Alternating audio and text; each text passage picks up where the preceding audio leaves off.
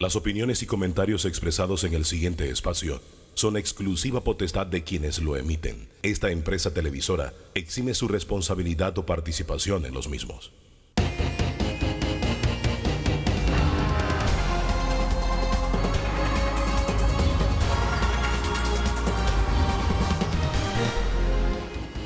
Señoras y señores, tengan todos buenos días. Gracias por acompañarnos a partir de este momento en la edición dominical de Debate Abierto. Hoy vamos a analizar con nuestros invitados la situación de la Procuraduría General de la Nación.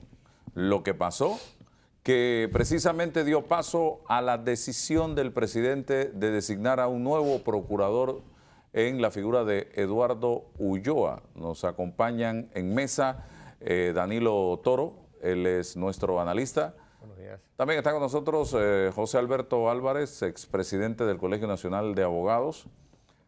Víctor Orobio, abogado penalista. También nos acompaña Francisco Carreira, abogado. Y como no hay tantos abogados en la mesa, también está con nosotros Rosendo Rivera, penalista. Se suma a la mesa en breve Mariela Ledesma, así que ella también estará con nosotros, abogada también. Hoy, Danilo, hay abogados y chiricanos en mayoría. Sí, nosotros dos estamos en desventaja. Colón y Herrera. Nada que hacer aquí. Abogados y chiricanos, es una combinación explosiva. Bien, vamos entonces al análisis del tema. Voy a comenzar con usted, don Rosendo, el tema de la decisión de la procuradora de renunciar al cargo. Lo hace públicamente en un programa radial. No hemos visto la carta de renuncia, muy extraño esto, todavía. Y ya el presidente ha designado a el señor Eduardo Ulloa como procurador. Responsabilidad ahora de la Asamblea Nacional de Diputados de ratificarlo. Bienvenido. Sí, buenas tardes a todos. Bueno, sí, un poco informal la forma en que la procuradora renuncia al cargo. No obstante, si tú recuerdas los hechos que ocurrieron ese día, la Presidencia de la República emitió un comunicado donde daba por hecho que la señora procuradora renunciaba y que se había dado una reunión en la Presidencia de la República y que le comunicaba al país tal hecho. No obstante, sí, el formalismo que requiere en un cargo tan importante como este, debió la señora procuradora presentar una carta de renuncia como tal, ser recibida por el Ejecutivo e inmediatamente comenzar el escrutinio para la designación o escogencia del nuevo procurador. Esto no se ha dado, pero al final, como estamos en un mundo cambiante, la tecnología creo que nos ha rebasado la formalidad. Y como se puede renunciar por Twitter, te despiden por Twitter, la señora procuradora lo hizo a través de un medio de comunicación y el Estado, en este caso representado por la Secretaría de Comunicaciones, informó al país que la señora había renunciado y se debe entender que ya puso su cargo a disposición del presidente de la República y ya tenemos un nuevo procurador de la Nación, el señor Eduardo Ulloa, que tiene un reto muy importante por delante, un reto de verdad. Creo que el común de los panameños no saben qué representa el Ministerio Público para la democracia del país. Tenemos un Ministerio Público fuerte y la figura del señor Eduardo Ulloa creo que va a llenar ese vacío que hace rato tiene el Ministerio Público con la Procuradora General de la Nación, Kenia Porcel. Acabo de escribirle a una persona muy allegada al presidente de la República, me reservo el nombre, donde le decía que estamos grabando un programa de debate abierto sobre el tema del Ministerio Público y que necesito saber si la procuradora finalmente presentó su renuncia por escrito. Y su respuesta es no sé. Si dentro de Palacio una persona que tiene por qué saberlo me responde de esa manera, esto está extraño. O sea, y yo insisto en el tema es porque ya aquí se ha renunciado a renuncias irrevocables. Sí. Usted lo sabe, aquí el señor José Raúl Mulino presentó por escrito su renuncia irrevocable al puesto y después renunció a la renuncia irrevocable. Con la única diferencia en este caso, Sí. que es el presidente quien designa directamente y no necesitaba aprobación de la Asamblea.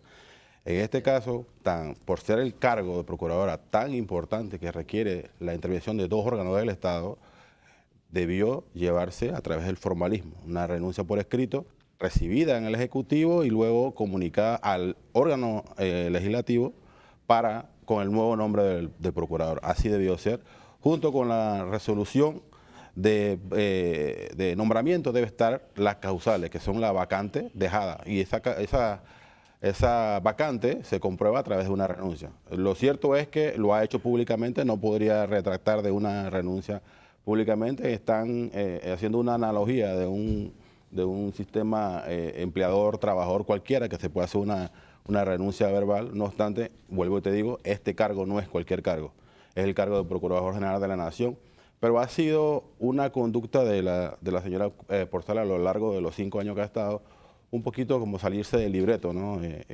Anteriormente, si vamos a recordar un poco, no veíamos un procurador haciendo tanto rueda de prensa para asuntos de casos sensitivos.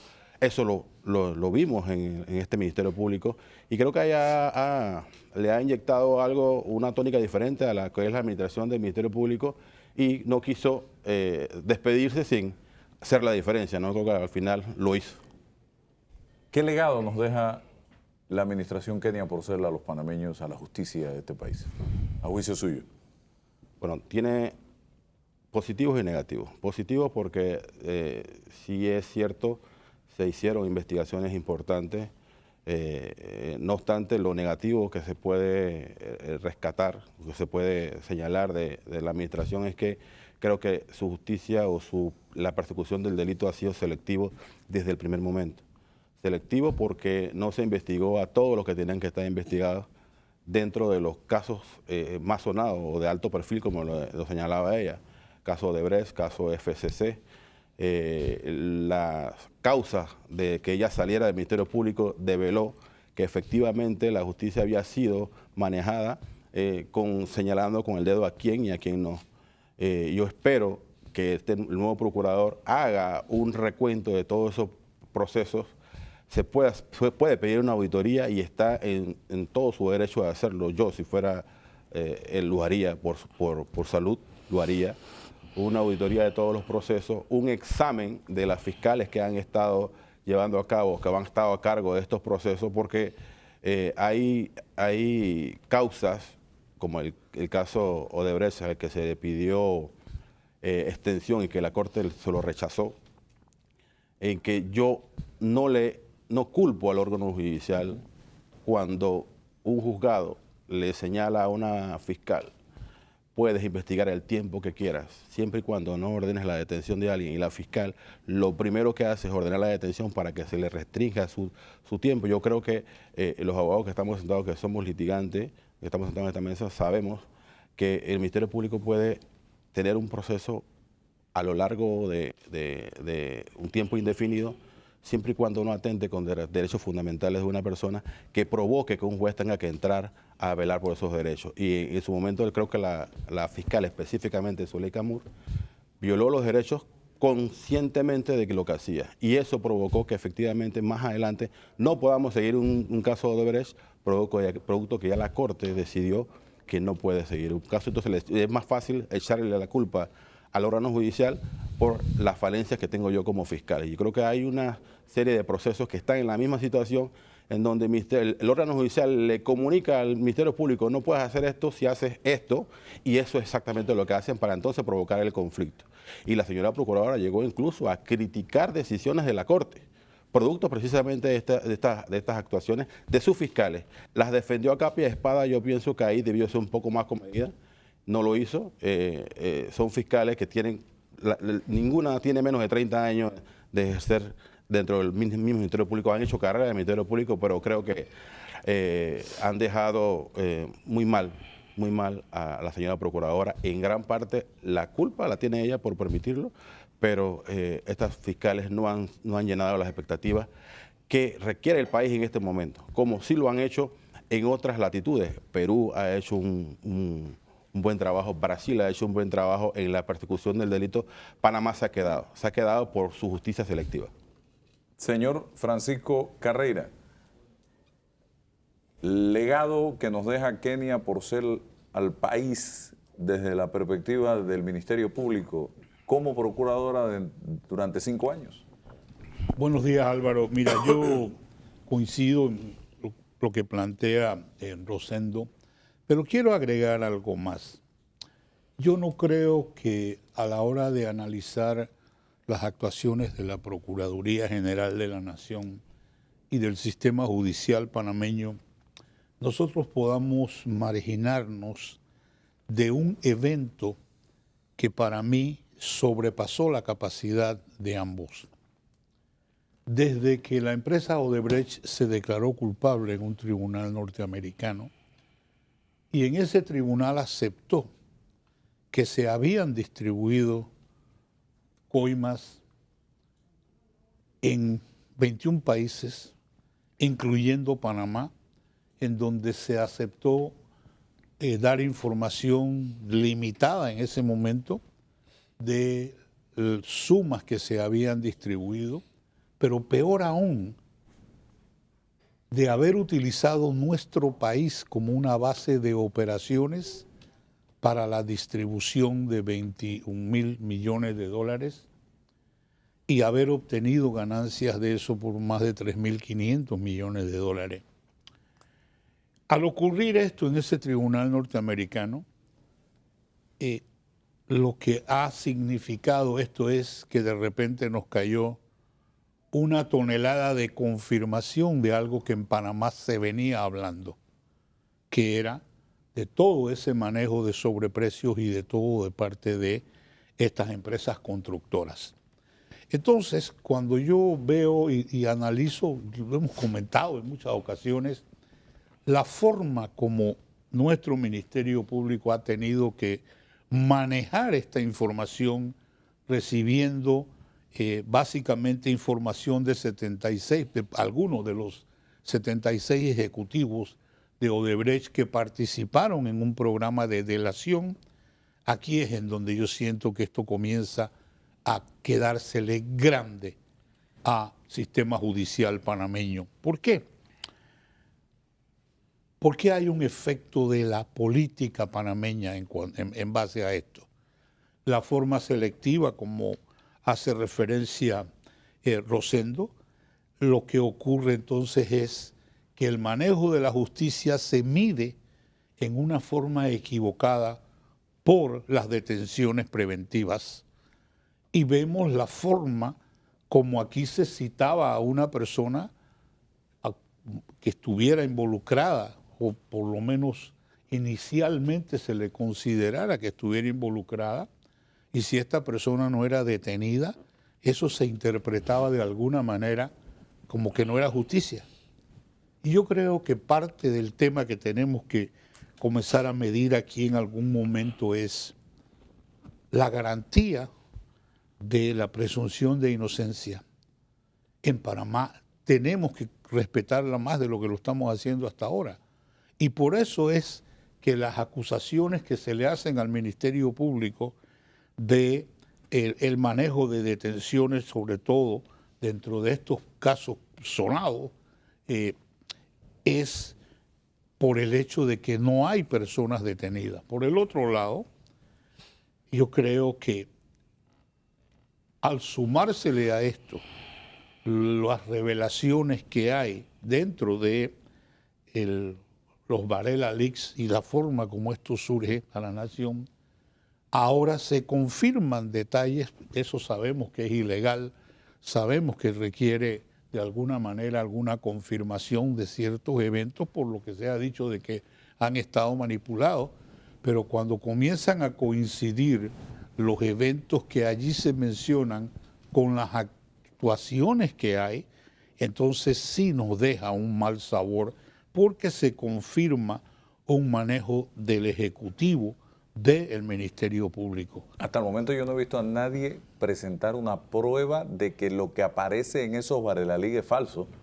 Decirlo muchos. Sí, por supuesto. Pero probarlo nadie. Y yo creo que ahí es en donde vamos a ver ahora vamos a decir, la nueva etapa que le debe tocar al procurador Ulloa, que va a ser qué cantidad de denuncias surgen de ese tema de los Varela Leaks, en adición a todos estos casos sonados que hemos tenido. Pero él puede iniciar una investigación sin que eso sea yo judicializado. creo que se requiere que la gente presente denuncias. Para entonces que un juez decida. Por supuesto que es más, yo creo que ya hay algunos anuncios de personas que ya han presentado denuncias y esto lógicamente va a seguir porque yo no creo que en este momento haya una comprensión total de todo el material que se ha revelado en ese tipo de... Pero la primera baja de esas filtraciones y la única que se ha dado es la de Kenia Porcel. Por supuesto, la procuradora... Porque aquí no hemos visto al Contralor decir nada, magistrados que fueron señalados ahí decir nada, siguen actuando como si nada.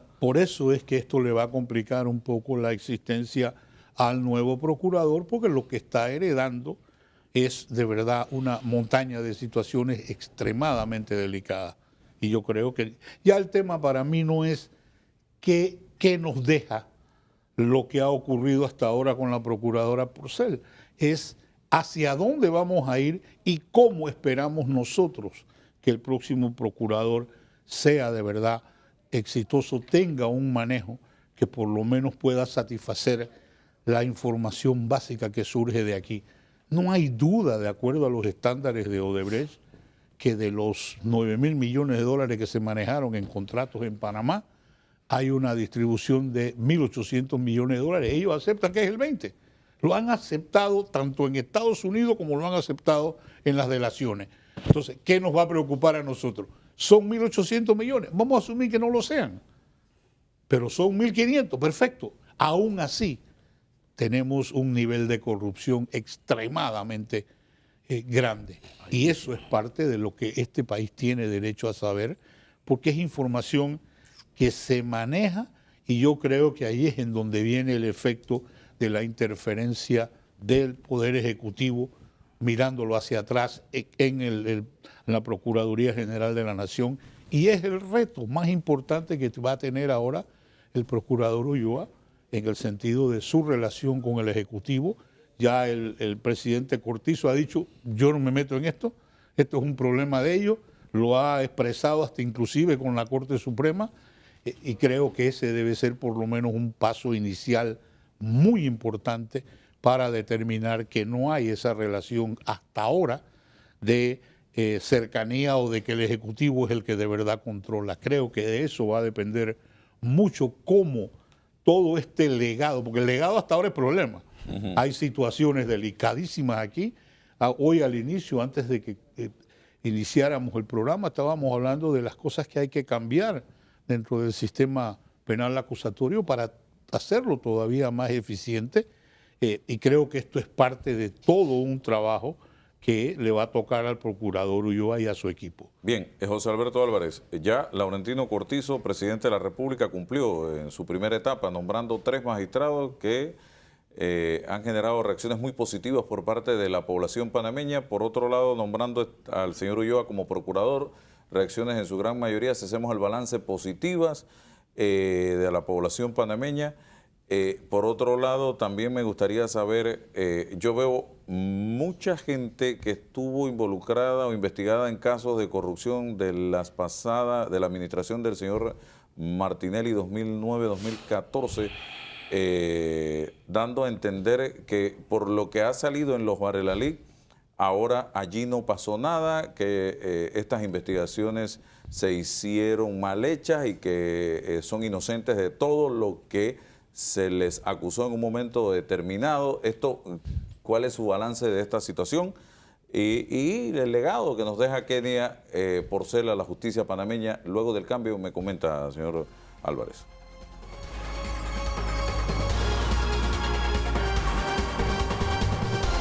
Bien, seguimos adelante, señoras y señores. Debate abierto. Le planteé algunos temas. El tema Cortizo cumplió.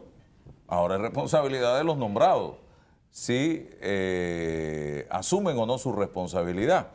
Y también le hablé del legado de Kenia Porcel y de lo que han dicho algunos de los que fueron procesados durante esa administración, ahora con lo que aparece en los Wikileaks. A mí me inventaron casos, a mí me montaron, a mí no sé qué ¿Qué dice usted?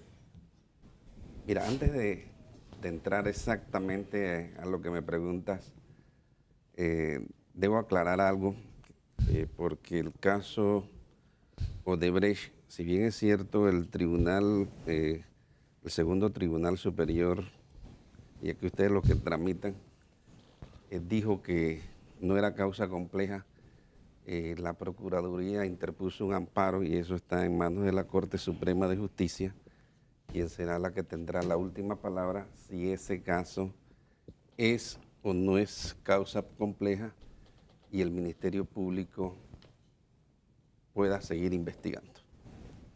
O sea que ese caso, por lo menos en ese tema de que si ya se acabó, ya no van a investigar más, todavía, por los conocimientos que tengo, está suspendido hasta que la Corte decida.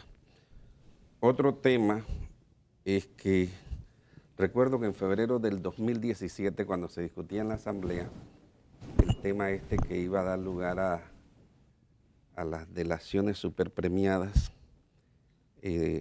nosotros como colegio de abogados manteníamos una férrea posición en el sentido, los representantes nuestros penalistas instruidos y con conocimiento del tema procesal estaban instruidos a oponerse a el secretismo de ese famoso acuerdo, pero bueno, los diputados de la Asamblea lo aprobaron como está y hoy tenemos los resultados de que las personas quieren conocer qué contiene el arreglo, el acuerdo, y nadie sabe.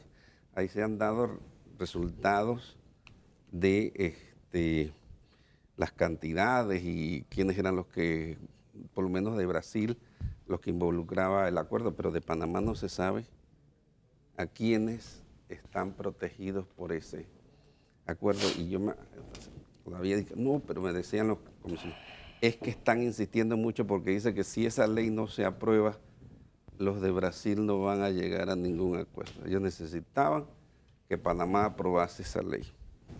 Y bueno, complacieron a la poderosa empresa coimeadora y hoy tenemos los resultados. Ojalá la Corte Suprema de Justicia declare eso causa compleja y se pueda seguir investigando. Por otro lado, con respecto a los llamados Varela Leaks, mira,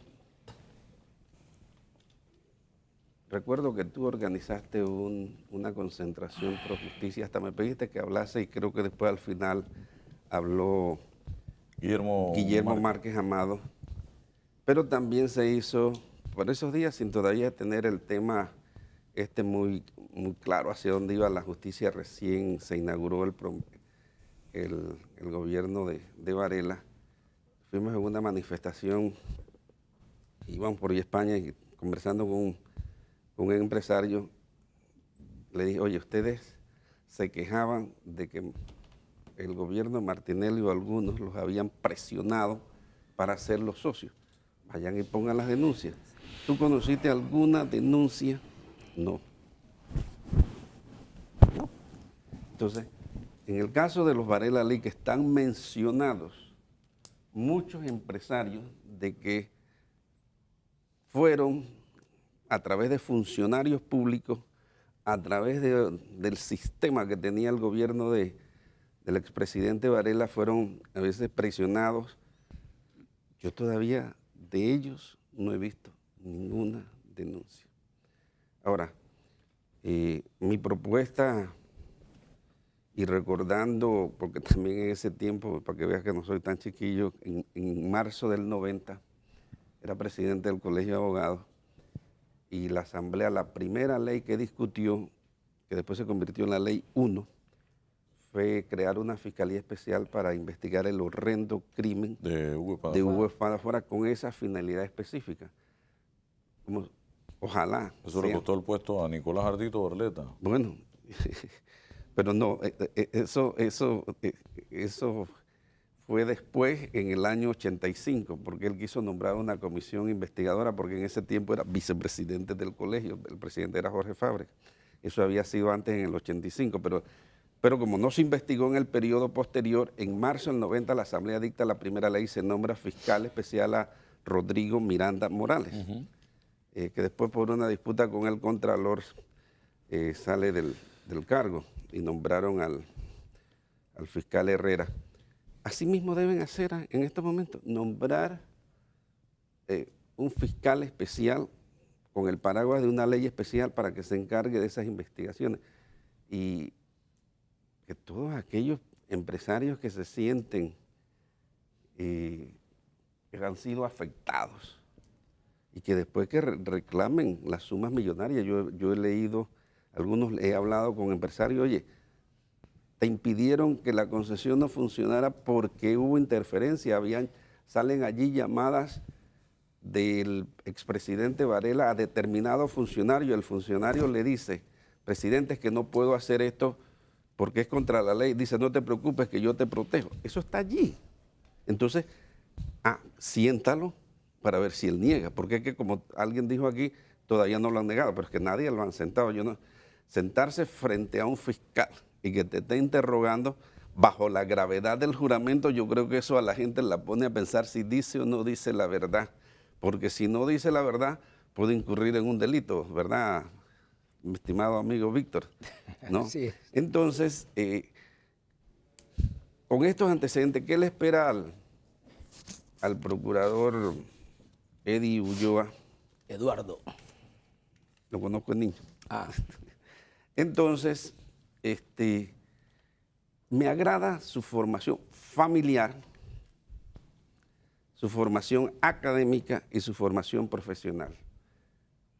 Yo, y no me voy a apartar de eso, he dicho que la Procuraduría debe estar en manos de un defensor de la sociedad de los ciudadanos, no de un penalista de esos que en su trayectoria se haya distinguido por defender a presuntos delincuentes, porque la mente de nosotros, como la mía, está cuadrada en cuanto a que la prueba y en cuanto al sistema ese penal absolutorio. Asimismo, si un abogado de esos penalistas, esos que defienden presuntos delincuentes, va a la Procuraduría, entonces lleva esa mente de que, oye, cuidado con esto, cuidado con aquello, cuidado con esto. Pero alguien que no tiene esos atisbos de protección extraciudadana va con el deseo de servir a la comunidad. ¿Y cómo sirve a la comunidad? Persiguiendo, como dice la ley y la Constitución, el delito. Por eso en un periodo de mi vida, mi candidato y usted lo sabe, ¿verdad?, a procurador fue mi querido coterráneo Francisco Carreras, que no tiene nada que ver en ese tiempo con el penal, un abogado maritimista. Pero es que, mira, se lo decía José Antonio Sosa en estos días que me lo encontré. Fuiste el único que duraste los 10 años. No era penalista, adversario a morir. Ustedes eran, tú debes seguir en el PP. No. Bueno, pero eran del Partido Demócrata, adversarios del PRD, con muertos en el camino. Entonces, está revelando secretos aquí, ¿eh? No, pero si era cierto. Sí, no, yo estuve como no. Sí. Cuando él fue procurador, ya yo no estaba en el PP. No. En la democracia cristiana. Exacto. Sí, en la democracia PP, cristiana. perdón, democracia cristiana. En la democracia cristiana en ese tiempo. Y entonces, ¿qué se necesita? Un hombre o una mujer. Ecuanimidad. Con templanza, con energía, viendo a la comunidad, no solamente los delincuentes y los presuntos delincuentes tienen infinidad de defensores de derechos humanos y aquellos que cuando se está una ley en la asamblea, entonces van allá, que pobrecito, que se van a hacinar, pero nadie se preocupa por la viuda que tiene que ver cómo manda a sus hijos a la escuela, que cómo los alimenta, ¿por qué? Porque un malandrín, pero allá, no, que mira que las cárceles están llenas y que no sé, entonces le espera un gran reto al licenciado Ulloa Miranda de devolverle la credibilidad en la administración de justicia. Las décadas perdidas, la tarea fracasada de los gobernantes ha sido la justicia. En finales de los 80 se salió a las calles a pedir justicia, libertad y democracia. Bien que mal, hay democracia, cada 5 años la gente respeta las elecciones. No conozco ningún preso político por sus ideas, pero la gente sigue pidiendo justicia. Y si el licenciado Ulloa no hace algo por devolverle. Me preguntaba en un programa aquí de este mismo grupo televisivo, ¿qué hacer? Digo, que coja de esos llamados casos de alto perfil, que también debiéramos hacerlo porque hay casos también en el aspecto civil que tienen años y años y años y nadie se preocupa. Bueno, tú tienes algunos, ¿no? Entonces, decir, bueno, a llamar a los fiscales. Tienen un mes para resolver, para ver si no se ponen a trabajar sábado y domingo. No, algunos, y al final del mes dice, bueno, aquí están los resultados. Pero tiene que comenzar a dar resultados. Empezar a acabar con la impunidad que reina en este país. Ese es el principal problema que hay en Panamá. Exacto, es que la gente, mira, la gente, aquí por más que lo disfracen los abogados penalistas, la gente piensa que justicia es gente en la cárcel. No hay término medio. Justicia es al que la hizo, presuntamente lo hizo, que esté en la cárcel. Si no, es una burla de la administración de justicia. Para mala suerte, todos los achaques están para el Ministerio Público. Pero el Ministerio Público no es el que decide. Pero la cárcel está llena en su gran mayoría de los hijos de la cocinera. Esa es otra percepción que hay. Exacto, y de los hijos de la cocinera y el altísimo porcentaje de los que están en la cárcel. En esto yo vi una estadística por lo menos de la cárcel femenina, más de la mitad de los que están allí detenidas es por caso de droga. Entonces, y también en las otras cárceles. Y los que se han robado los millones de los niños panameños que tienen que estudiar en la escuela ranch. Eso están disfrutando con yates, con viajes, con aviones, con casas. A nosotros clases de ética, moral, de principios, de valores. Es que ellos son los que definen en este país la moral y la ética y las buenas costumbres. Y nosotros queremos acabar con el sistema porque dicen algunos, oye, si comienzan a poner preso a esa gente, la libre empresa y los empresarios se van a asustar y entonces aquí no va a haber inversiones. A veces te dicen esas cosas. Don Víctor Orubio. Presente. Feliz día, estimados televidentes.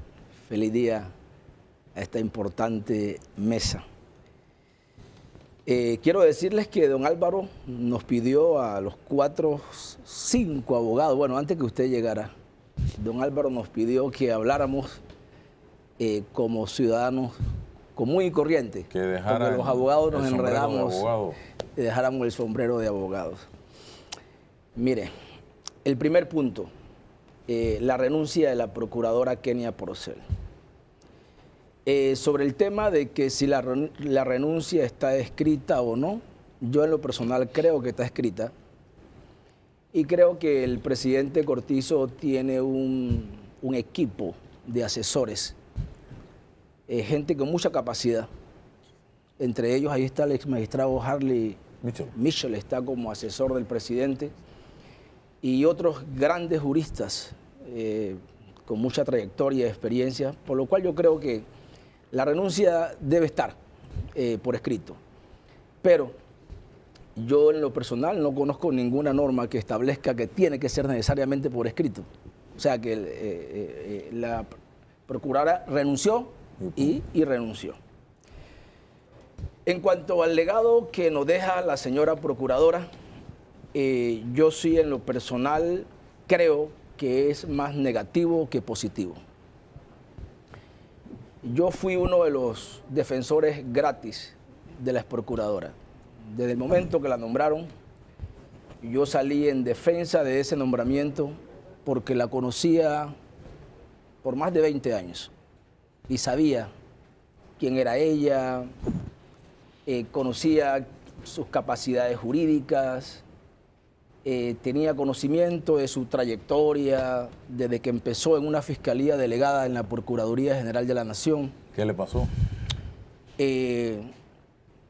Muchas cosas le pasaron, pero quiero decirte que ese camino largo de ella fue la asistente principal de la ex magistrada Graciela Dixon y otros magistrados. Inclusive estuvo en la Sala Quinta con el ex magistrado de la Sala Quinta, Óscar Seville, la fenecida Sala Quinta. Ella regresa a la Procuraduría con Ana Matilde Gómez y bueno, ya conocemos la historia. Después sale con Ana Matilde Gómez y luego regresa como procuradora. Entonces yo defendía mucho el hecho de que para mí ella era impenetrable Y lo que yo decía era que por primera vez en la historia de la Procuraduría teníamos una procuradora independiente. ¿Por qué digo que nos deja más negativo que positivo? Porque la Constitución Nacional y las leyes establecen que el procurador que esté ahí tiene que investigar, sea quien sea. O sea, que cualquiera que hubiese estado en el cargo tenía que investigar Odebrecht, tenía que investigar todas las denuncias y las querellas que se presentaron de todos los hechos presuntamente punibles que se dieron en el gobierno anterior. Tenía que investigarlo. Malo o bien, tenía que investigarlo. O sea, que el hecho que la procuradora haya tenido este abultamiento de procesos y los haya sacado adelante de una u otra manera, bien para unos, mal para otros, porque un procurador no le va a caer bien a todo el mundo, ¿sí? Preocupémonos si le cae bien a todo el mundo. Exactamente. Pero para mí en lo personal, ese hecho no la califico como un legado positivo de la señora ex procuradora. Para mí, la oportunidad del siglo la perdió ella, ¿sí? Porque ella lo que tenía que haber hecho es haber dejado esa procuraduría en 10 años conforme al perfil que todo el mundo que tenía y que la gente confiábamos en ella, ese perfil, esa característica número 1 que ha sido la sed de todos en este país, la independencia. Ningún funcionario judicial, ningún procurador, ningún fiscal puede hacer un buen trabajo si no está dotado de esa característica que es independencia. Y esa era la independencia que yo defendía de ella, ¿no? Y que una vez que empezamos a conocer los famosos estos Varela Leaks, que ya pareciera una película en Panamá, entonces empecé a recibir los mensajes de todos los amigos a quien yo me enfrentaba, ¿sí? Y Eric, ¿qué? ¿No vas a hablar? ¿Qué dices ahora? Efectivamente, eso es negativo para el sistema de justicia panameño.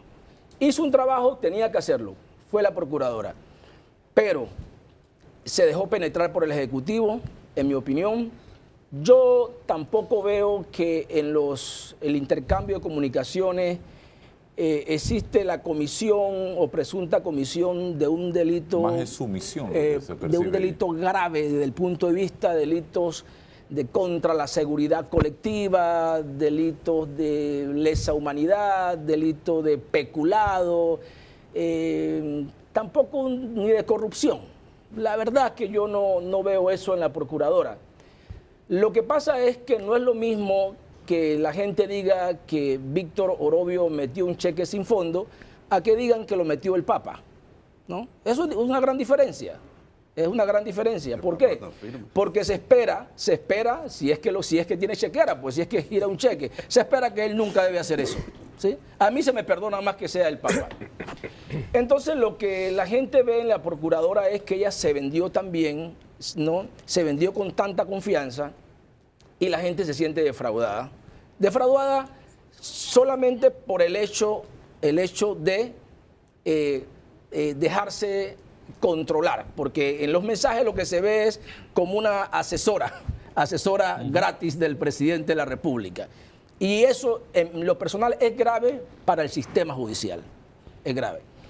Y por otro lado, fíjense ustedes, estimados televidentes, que hay una historia reciente que ocurrió en el Perú.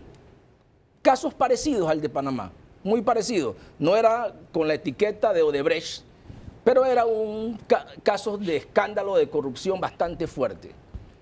Y hay una persona que no era ni el procurador general de la nación, era un procurador estilo un querellante estatal, ¿no?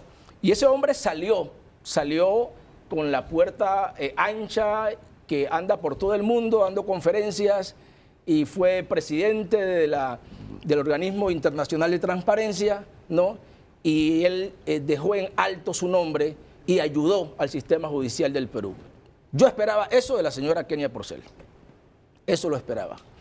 De tal suerte que, así como fui su defensor gratuito, pues hoy tengo que decir lo que siento. Y me parece que estoy bien frustrado, decepcionado, y tenemos amigos en común que conversamos bastante sobre este tema. Bien, Hay un tema que no quiero dejar pasar por alto, que tocó Toto Álvarez. Mira, Toto, con relación al tema de que la justicia en Panamá tiene que verse únicamente con la gente en la cárcel, eso es muy peligroso. Eso es muy peligroso, Toto. Y te voy a decir por qué. Por toda la historia de la humanidad hemos tenido delitos. Delitos tradicionales y graves. ¿Sí? Homicidios, ¿no? Lo último, lo más moderno, que son los delitos financieros, porque es moderno, pero inclusive el tema del narcotráfico y la droga, eso es un tema hasta moderno comparado con la historia de la humanidad. Tenido crímenes horrendos. Siempre ha existido. Lo que nunca ha existido, Toto, ¿sabes qué es? Los derechos humanos. Eso sí es nuevo. Eso es nuevo. Y eso hay que respetarlo. ¿Por qué? Porque esa es la única garantía que tú tienes de evitar que todavía está ocurriendo en Estados Unidos, todavía ocurre, personas que después de haber hecho uso de la tecnología del ADN, después de 30 y 40 años, ¿no? Se han determinado que estuvieron presos injustamente. ¿Sí? Entonces, en este país jamás se puede vender un discurso como que la justicia en Panamá, y que para que la gente entienda que hay justicia, hay que meter preso a todo mundo. Eso no puede ser. Porque de esa forma se crea una prostitución en el tema de las denuncias y querellas, y entonces cada quien que es denunciado y querellado entonces va para la cárcel. Eso volveríamos a un estado al extremo, muy, bueno. sí, volveríamos a un estado muy peligroso y sangriento, Toto Álvarez. Teníamos el tema de lo que le espera a los nuevos procuradores, creo que... Déjeme ir al cambio y regreso. Y regresamos, gracias, gracias.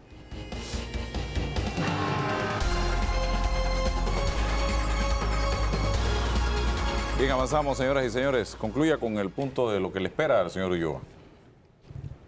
Yo creo que aquí se ha incrementado la expectativa, ¿no?, al señor Eduardo Ulloa, al colega abogado, porque la gente lo está viendo como que él va a salvar lo que está perdido, ¿no? Nadie desconoce que hay problemas en el Ministerio Público, nadie desconoce eso. Lo que él va a llegar es a ordenar algunas cosas de acuerdo a su personalidad, de acuerdo a su formación, de acuerdo a su criterio. Él es un hombre con mucha experiencia, él viene del Ministerio Público, tenía 10 años de estar afuera, pero él conoce el Ministerio Público.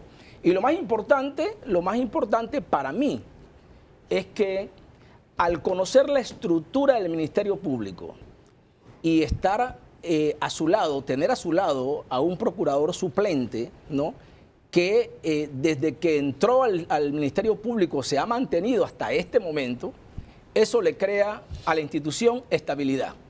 O sea, eso nos dice que no va a haber traumas o no va a haber cambios que afecten ni al Ministerio Público ni a los procesos que ya están. ¿Pero ese procurador suplente va a estar allí funcionando como procurador suplente o va a entrar cuando se le llame? No, lo que entendí, todos sabemos que entra cuando lo llamen, cuando no está el procurador. Mientras tanto, ¿qué hace él? Mientras tanto, él es fiscal superior. Ok. Él es, creo que ahorita él es coordinador de los fiscales superiores en la provincia de Colón. O en los casos que se tenga que declarar impedido El procurador. A lo mejor lo traen de secretario Sí, general. lo que entiendo que el presidente les ha solicitado es que trabajen en conjunto, Claro. y que el principal no tome en cuenta la experiencia del suplente para llevar a cabo una labor en conjunto bien coordinado.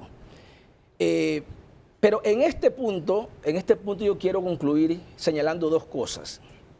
Lo primero es que lo que debemos aplaudir en realidad es que yo creo que por primera vez en la historia nosotros hemos sido testigos de un proceso de selección, designación y nombramiento de magistrados y procuradores como lo hemos vivido en la segunda mitad del 2019.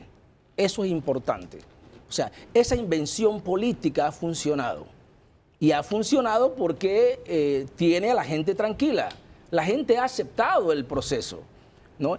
Y me parece que el presidente tiene un deber de patentizar ese proceso jurídicamente, ¿no? No sé si a través de la Constitución, si se puede, o a través de una ley de la República, que de una u otra forma obligue al próximo gobierno que venga a utilizar métodos parecidos. ¿Por qué? Porque nosotros ahorita pues estamos emocionados que fue un método que ha funcionado y lo reconocemos. Pero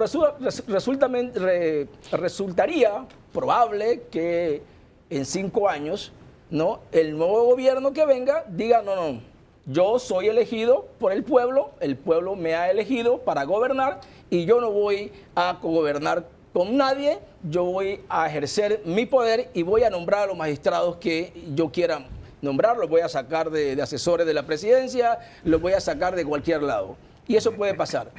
Para que eso no ocurra, es bueno entonces que pensemos en cómo dejar establecidos estos métodos que son importantes. El presidente que se autocontrole, se autorregule de forma libre, porque lo hace de forma libre, nadie lo obliga, ¿sí? Y lo otro es que si no existiera un proceso como este que se ha puesto a prueba, en realidad personas como el procurador principal y el procurador suplente quizás no tendrían opciones de que se le hiciera justicia y llegar a esos cargos, porque no son políticos, no tienen padrinos, ¿no? No tienen gente allegada al Ejecutivo que los pueda haber recomendado, ¿sí? Y ustedes saben que eso en Panamá le ha hecho mucho daño a la justicia, porque inclusive el magistrado Harry Díaz lo dijo públicamente, ¿sí?, que a él lo recomendó Alberto Vallarino, y así llegó a la Corte Suprema de Justicia, y que él recomendó a Hernán de León, y llegó a la Corte Suprema de Justicia. Entonces, estos procesos lo que le hace es que le hace justicia a los profesionales de carrera, ¿no? Y sobre todo que pone en valor la competencia de los funcionarios. Así que me parece que las designaciones de los dos procuradores principales y suplentes es muy positivo, yo lo califico el 100% positivo, ¿no? Y el reto que tienen es simplemente demostrar independencia, ¿sí?, porque un fiscal, un procurador, un juez, un magistrado que decida un caso, a quién investigar, a quién condena, a quién absuelve, por quedar bien con el presidente, por permanecer en el cargo o por cualquier interés, eso hay que sacarlo y mandarlo para su casa, porque no tiene independencia. Y que ejerzan el cargo entonces de acuerdo a su criterio y que el Ejecutivo entonces les dote de instrumentos, de recursos para que puedan llevar a cabo una labor eficaz. ¿Cómo califica Mariela Ledesma esta designación del procurador y los retos que se le avecinan para dejar un legado como Procurador General de la Nación? No, yo quiero el mismo plato que le sirvieron a todos Bueno. mis amigos. Yo quiero de todo de lo que preguntaron. No, yo voy a comenzar por donde comenzó Orobio cuando hablaba de la renuncia escrita. Cuando yo veo a la gente intentando desviar la atención de lo que es importante a si la renuncia existe o no existe, realmente es cuando me percato de todas esas manos negras que entran a tratar de manipular la opinión y hacer de cosas muy pequeñas grandes cosas para que la gente se distraiga y no vaya al fondo. No puede existir la posibilidad de que... ¿Qué importa si está escrito o no? Vamos a ver, ¿qué importa? ¿Es legal? ¿Es ilegal? Acuérdese que Mulino renunció irrevocablemente. Pero, a ver, después desrenunció. Sí, lo que pasa es que en este país estamos ahorita que no creemos en nada ni en nadie. Yo estoy clarísima y me parece bien que la gente tenga la duda. Lo que no me parece es hacer de eso un tema central. Porque eso no es importante, porque si fuese así, primero que yo no veo a un Nito Cortizo. Señores, yo no voté por Nito Cortizo y ni quería que ganara. Yo quise que ganara cuando lo vi ahí cabeza con cabeza como los caballos del hipódromo con Rómulo Betancourt, pero ese no era mi candidato, Rómulo Ruz, perdón, ese no era mi candidato. Pero reconozcamos, ¿quién de esta mesa me va a decir a mí que ve a Nito Cortizo metiendo reboche en el tema de que porque la procuradora ahora va a echar para atrás y va a decir que no renuncia? No, no va por ahí la cosa. Y esto no es para criticar o para pugnar con alguien, es para darle al televidente la oportunidad de entender que el criterio se forma a través de que usted se haga preguntas y se responda, no que la gente le dé la respuesta. Eso por un lado. Saldo de la procuradora. Yo, igual que el colega Orobio, fui defensora de la procuradora. Yo sí no la conocí en mi vida. Yo nunca le he dado la mano a la señora Kenia. Nunca. Yo la defendí en el afán de darle el espacio, porque me daba la impresión de ser una mujer recta. A lo mejor era una mujer firme con un poco de temores y una gran incapacidad para comunicarse. Eso es lo que siempre me molestó. Y supe que mucha gente fue y le tocó la puerta y le dijo, señora, esto se resuelve así, con un vocero así, tome esta clase, haga esto. Y ella nunca tuvo la capacidad de comunicarse y de transmitir. Ella transmitía desconfianza, inseguridad y no daba certezas. Confundía a la gente. Por eso cuando Nito Cortizo dijo, entre los baluartes que buscaba, entre los valores que buscaba el nuevo procurador, alguien que tuviera capacidad de comunicar y alguien que fuera sereno. Ustedes imagínense una Mariela Ledesma de procuradora, enfrascada con un Álvaro Alvarado, enfrascada con un montón de gente, porque es mi naturaleza. Eso no me hace ni buena ni mala, pero es que eso no es bueno para la institución. Qué bueno reconocerlo. Pero es que es normal, hermano. Es verdad, así yo es, tengo te cosas felicito. muy buenas. Sí, claro que Ahora, sí. yo en mi vida aspiraba a ser procurador. Yo ni sé de penal, yo manejo penal de familia, que es muy básico. Pero lo que les quiero decir Abogados es, gritones por ahí quieren ser procuradores. lo que les quiero decir es que es importante entender que la gente tiene una vara hasta dónde llegar. Yo sí defendía a Kenia Porcel porque me parecía una mujer honesta, me parecía una mujer trabajadora, me parecía una mujer que conocía, me parecía el proceso, me parecía una mujer bien intencionada. Yo voy a comenzar por las cosas buenas porque también tenemos una tendencia fuerte en este país a que cuando tú decides crucificar a alguien, lo crucificas y no te importa más nada que por lo que lo estás crucificando.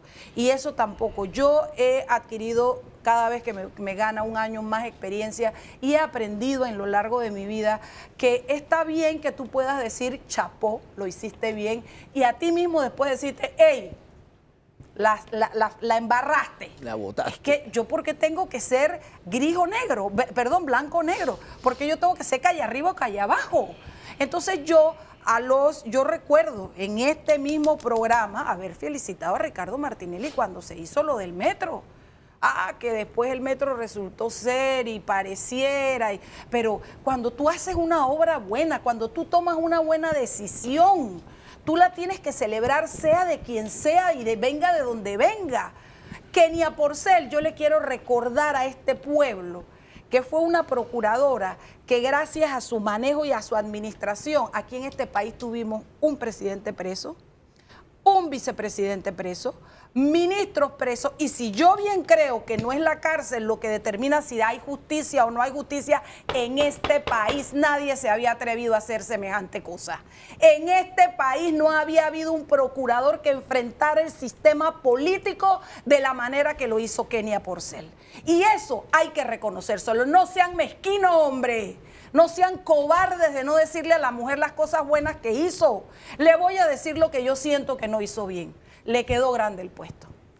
Se sometió, no recordó la investidura de su procuraduría y se comportó con Juan Carlos Varela como que si fuera su secretaria. Su jefe. Eso partiendo del hecho que todos aquí damos por cierto que lo de los Varela Leak es verdad.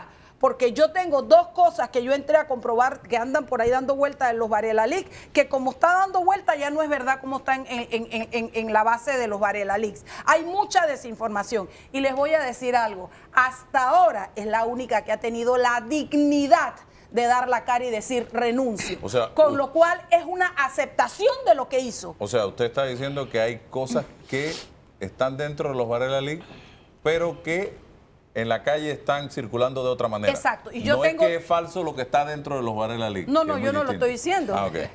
Y vamos a ver si es verdad o es mentira, y yo estoy de acuerdo con que se debe investigar. Pero lo que quiero decir es que tampoco podemos dar por cierto todo. Miren, ese cuento que yo dije, no, cuando eso llegó, mi shock fue tan grande cuando yo leí, dije, me voy de viaje, presidente, le voy a ir a dar un abrazo. Venga, señora, porque la voy a extrañar, porque yo dije, esta vaina parece el Chapulín Colorado y doña Florinda y el profesor Girafales. Y yo no puedo ver a Varela, lo veía en eso y más, pero no podía ver a doña Kenia Porcel en eso. Y yo me fui a la base de los Varela Leaks y eso está alterado. Y otra cosa más que ahorita no vale ni la pena entrar. Pero entonces lo que yo quiero decir es, démosle a las cosas el valor que tienen. démosle ser. ¿Qué hizo Kenia? Renunció. ¿Qué es para mí eso? Una aceptación. Es lo que podía hacer, pero a ver si Ayub Prado renunció. Cecilio A ver Sedalice. si Sedalice renunció. El Háblenme de Contralor. cobardía, háblenme de valentía, háblenme de caras duras en este país. ¿Ah? Entonces, reconozcámosle a la mujer lo que tiene, no sean mezquinos, no le tengan miedo a esa parte. Me dolió mucho verla sometida a un papel de secretaria informativa. Esperaba más de ella. Creo que, no, usted no, a mí no me va a esto, no, todavía no. Creo que El ella tiempo me está- tendría que haber hecho un mejor esfuerzo y creo que fue muy decepcionante y creo que después de eso no había otra posibilidad sino irse. Ulloa, yo creo que le estamos poniendo la vara a ese hombre muy alta. Él no es Superman. Yo lo conozco muy tangencialmente, he tenido intercambios de conversación con él, no es mi amigo, nunca me tomó un café con él, no conozco a su familia, del foro nos conocemos. Me da la impresión de que es un hombre muy serio, le admiro ese recorrido que ha hecho desde su kinder hasta su universidad en escuela pública, bien formado, autoformado, y es una esperanza para un pueblo de allá afuera de la clase media que cree en la educación para salir y como movilidad social. Sin embargo, yo no espero que Ulloa cambie la institución. Yo no creo que Ulloa va a cambiar. Eso es muy grande para ese muchacho. ¿Yo a qué aspiro?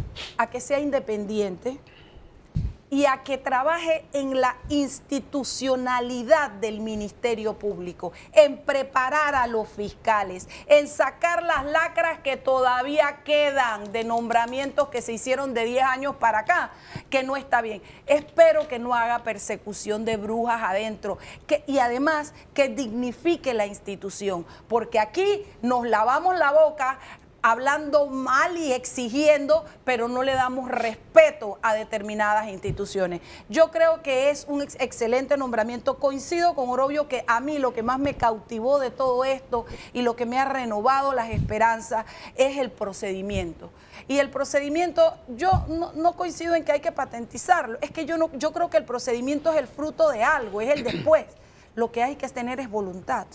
Y lo que yo vi en Nito Cortizo es una voluntad de darle al país un proceso de certeza y de darle a la justicia una nueva, ¿cómo se llama eso? Esperanza en esto.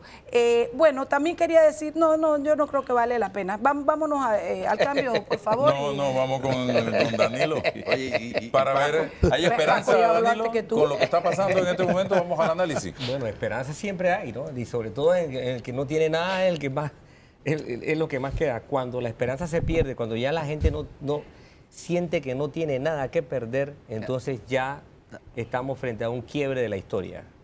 Siempre que ha habido revolución es porque los actores determinantes consideran que no tienen nada que perder.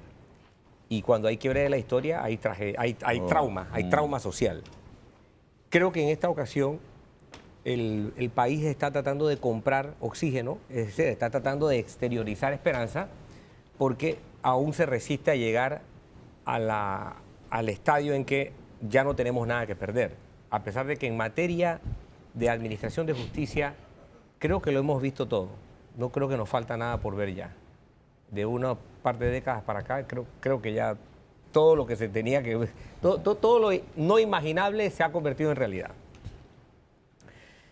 El pasado, bueno, resulta interesante desde el punto de vista docente, porque revisar el pasado nos permite aprender la experiencia de una Kenia Porcel pasando como máxima regente del Ministerio Público, nos deja lecciones sobre el papel que debe cumplir un procurador, la estatura que debe tener desde el punto de vista de su jerarquía, desde el punto de vista de su capacidad para dirigir y para defender e imponer posiciones que considere viables desde el punto de vista profesional. Sin embargo, Panamá es un país minúsculo, pero con grandes pretensiones. Panamá ha sido siempre un país muy pretencioso y realmente la gente en Panamá, cuando llega a un puestito de poder, tiene la costumbre de comportarse como Carlos V, ¿no? Faraones. Y esta tendencia muy nuestra nos impide tomar las lecciones adecuadas. Nuestro pasado es muy rico y aunque está muy pronto, el presente, el pasado todavía de la procuradora Kenia Porcel está corriendo todavía en sus últimos momentos en tiempo presente, deja lecciones que aprender sobre cuál es el comportamiento que debe tener un funcionario como un procurador de la nación. Ya los presentes en esta mesa han dejado ver aspectos positivos y aspectos negativos. Pero ¿qué consecuencias deja este equilibrio que se quiso hacer aquí? O no, tal vez no un equilibrio, este juicio valorativo de la gestión de Kenia Porcel. Dos cosas me quedan muy comprometedoras que se ha dicho en esta mesa. Uno es que este es un país sobre el cual pesa una corrupción determinante. Eso quedó en la mesa y me dejó una sensación todavía de que tenemos un saldo, una pérdida, un saldo neto de pérdida. Tenemos un país terriblemente afectado por una corrupción determinante. Y este tema no va a ser resuelto por un procurador nuevo. Este es un tema que desborda con creces la presencia o la voluntad investigativa de un procurador o la voluntad administrativa de un procurador. Pero puede sentar las bases. Por supuesto, él puede sentar las bases, pero la percepción de cambio tiene que venir de un conjunto de actores y el conjunto de actores todavía tiene mucho que demostrar. Creo que el presidente Cortizo dio un paso significativo con la anécdota que contó, porque esa anécdota él la hubiera podido dejar allí donde la dejó y no hacerla pública. Del señor. Exactamente. Pero la anécdota de contar que lo había llamado el presidente de la Corte para tratar un asunto y que hubiera podido quedar allí, pero que él le dijera al presidente de la Corte, mire, que vea eso los asesores jurídicos. Él tenía el interés de darle una connotación. Mandar un mensaje. Exactamente, a su posición. Él quiere centrar una impronta. Y si él quiere reducir los contactos con la Corte Suprema de Justicia, mandando ese tipo de mensajes porque él no tenía por qué hacerlo público, creo que es una señal clara de lo que se puede gestar desde el Ejecutivo. Y el conjunto de funcionarios que rodea al presidente debe tomar nota, porque son los primeros que deben hacer efectivo ese mensaje, esa intención que el presidente Cortizo está tratando de transmitir. Eso me llamó la atención. El otro efecto que quiero poner sobre la mesa a raíz de lo que se ha dicho aquí es que tenemos una función de la justicia que todavía está endeble, peca de no eficaz, de pérdida del sentido de oportunidad y que transmite, por lo tanto, el ambiente de que hay una atmósfera de que las cosas se quedan inconclusas. Al común de los mortales esto le huele a impunidad. De que aquí no pasa nada. De que aquí no Así pasa sencillamente. nada. De que este es un país hecho, de que las estructuras de Panamá son de corcho. Porque no importa lo que pase, el país va a flotar. Que este es un país hecho de corcho. Así es que estas dos consecuencias que se desprenden de la historia reciente de Kenia Porcel, tomando en cuenta los aportes que bien ha presentado aquí la licenciada Mariela, nos deben abrir paso para medir en cortito lo que viene. Es decir, para no dejarle vamos a ver qué pasa después de esto. Porque eso fue lo que ocurrió con Odebrecht. Odebrecht fue una historia cantada con mucha anticipación, pero que los intereses políticos de Panamá y los intereses particulares fueron dejando a la coyuntura. Vamos a ver qué pasa si muevo esto, o si muevo lo aquello, o si pongo esta barda, o si libero esto acá. Al final nos rebasó, ese caso nos rebasó. Cuando ya toda la realidad de Odebrecht estaba expuesta por el continente, nosotros estábamos descubriendo el agua tibia. Y era ridículo, y es ridículo el papel que ha quedado en Panamá sobre este tema en específico, solo por poner un ejemplo.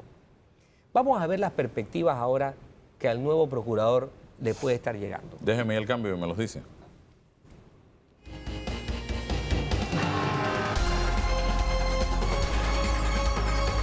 Avanzamos, señoras y señores. ¿Qué perspectivas le esperan y qué expectativas hay en las poblaciones de Panamá? Y fíjense que no dije en la población panameña, porque los aquí presentes son una población. Y los ciudadanos no abogados son otra población. Y los que están en las cárceles son otra población. Y las víctimas de los delitos son otra población. Pero una cosa que me llama la atención es que ya para el mes de octubre, el 98% del presupuesto del Ministerio Público estaba consumado. Se había gastado. Eso significa que hay 2 veces que el Ministerio Público está pidiendo el agua por seña. Por lo menos 2 meses debe estar pidiendo el agua por seña en lo que va del 2019. Porque llegar a octubre con 98% del presupuesto cumplido o ejecutado significa que se lo llevó todo. Y por ahí comienzan las señales que deben venir del Ejecutivo, las señales que deben venir de otros sectores. Porque, y eso que estoy tomando cifras que llegan a octubre, posiblemente el Ministerio Público debe estar pidiendo el agua por seña desde antes de octubre. Y yo me lo pregunto, ¿cómo una persona con una relación tan corta, tan próxima al presidente de la República, se corre el riesgo de tener tantos procesos a riesgo de quedar inconclusos, a riesgo de no poder llegar al primer término? ¿Qué le faltó? ¿Le faltó tiempo? ¿Le faltó recursos? ¿Le faltó capacidad técnica? ¿Le faltó personal? Ahí me llama la atención. Le quedó grande el puesto. Es posible que haya sido todo esto. 2/3 partes, 60 y tantos % de la gente que trabaja en el Ministerio Público, que dicho sea de paso, no está entre las instituciones que más personal tiene. El Ministerio Público podrá tener unos 4.400 funcionarios, no tiene más que eso. 2/3 partes de esos funcionarios cumplen funciones en fiscalía. Pero 2/3 partes del personal tiene menos de 41 años. O sea, es una institución manejada por gente muy joven al día de hoy. ¿Pasó algo así? Aquí alguien habló de edades o de tiempo de los fiscales. O sea, tenemos que enfrentarnos a analizar qué pasó aquí. Me llama la atención el ritmo, a pesar de que no es una institución de las grandes. Nosotros tenemos instituciones monstruosas como Meduca, Seguro Social, Ministerio de Salud, Ministerio de Gobierno. O sea, el Ministerio Público realmente no está entre las más grandes. Pero tiene un ritmo, tiene alrededor de 400 acciones de selección de personal en promedio al mes. ¿Qué pasa allí? Hay mucha rotación, hay una demanda constante de gente. Es decir, el nuevo procurador tiene que ver sus capacidades internas para ver si puede digerir también, para ver si puede digerir lo que tiene servido. A mí me late que por las cifras que hay, no hay sistema para digerir lo que tiene servido. No lo hay. Muy buen punto. No tiene, el cuerpo no tiene la capacidad de digerirse lo que tiene servido. Y eso lo pone a riesgo a él. Y las expectativas ahí ya comienzan a perder posibilidad de satisfacción. Y si el Estado no se da cuenta de eso, si el Ejecutivo no se da cuenta de eso, si ustedes, los que son clientes, porque ustedes son clientes desde el punto de vista técnico, ¿no? Son los que están usuarios, no comienzan a dar la voz de alarma. Pues yo me lo pregunto, como lego que soy, porque voy a hablar con toda la valentía que da la ignorancia, plantearse el hecho de que, ¿por qué se llegan a tan pocas sentencias al año? Cuando uno ve en qué terminan las resoluciones judiciales, del total de resoluciones judiciales, las sentencias no llegan, en una década, no llegan a ser más de 15% al año. La mayoría se dan autorresolutivos. ¿Qué pasa? ¿Qué estructura hay por detrás del Ministerio Público desde el punto de vista de las capacidades investigativas? ¿Por qué nuestro Estado no ha podido resolver el problema de quién va a dirigir la investigación, quién va a hacer la investigación, cómo se va a hacer la investigación, qué papel cumple al final la policía en la dichosa investigación, qué papel va a tener el Ministerio Público como aparato investigador, dónde sustenta su capacidad investigativa, a santo de qué el nivel queda guindado del aire? O sea, hay tanto que resolver desde el punto de vista de estructura que yo realmente todavía le tengo un enorme signo de interrogación al potencial del nuevo procurador. O sea, él puede tener el mejor CV del mundo, el mejor currículo, pero con lo que tiene servido, mi hermano, puede rebasarlo. La cosa realmente las cifras no me dejan ver un panorama, por lo menos que pueda decir, este es el santo que nos va a hacer el milagro. Vamos a darle la vuelta a la mesa con una interrogante, a ver qué piensa cada uno de ustedes. ¿Qué debe hacer a partir del 2 de enero, don Eduardo Ulloa? Rosendo Rivera. Antes de entrar a responder esa pregunta, sí quisiera aclarar lo que supuestamente aclaró Toto de un punto que dije referente al caso de Brecht. Mira, buscando la noticia referente a lo que ocurrió en este caso de Brecht, ¿por qué yo le achaco la responsabilidad a los fiscales anticorrupción? Y ahí en gran medida, como dice Mariela, le quedó grande el puesto a la procuradora. Es que en julio 3 hacen la petición de prórroga. En ese momento, julio 3, el juez le dice al fiscal, a la fiscal Zuleika Moore, puedes investigar el tiempo que quieras, siempre y cuando no ordenes ninguna detención ni apliques una medida cautelar.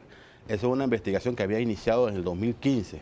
De 2015 al 2017 van 2 años. Y todavía el juez le dice, puedes hacer la investigación hasta donde quieras, siempre y cuando no ordenes la detención. El 17 de agosto ordena una medida cautelar. Entonces, unos abogados, uno sabe cómo funciona el sistema y tú debes entender que esa fiscal conoce lo que está haciendo y si un juez le está mandando un mensaje de que no puede hacer tal cosa y lo hace, entonces para mí lo hizo con todo conocimiento de causa para provocar eso que se provocó. Nunca pidió, como lo señaló Toto, nunca pidió en ninguna de las peticiones hizo que esa causa fue declarada causa compleja. Después, cuando le niegan las prórrogas tanto el juez como el Tribunal Superior, es que ella desea que la Corte, un amparo, resuelva como causa compleja, petición que nunca hizo, para aclarar ese punto. Vamos al punto.